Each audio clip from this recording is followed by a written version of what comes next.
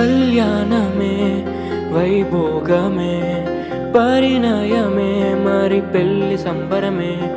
కళ్యాణమే వైభోగమే పరిణయమే మరి పెళ్లి సంబరమే. అందాల వరుడు పరిశుద్ధుడు చక్కని వధువు కన్యాకు.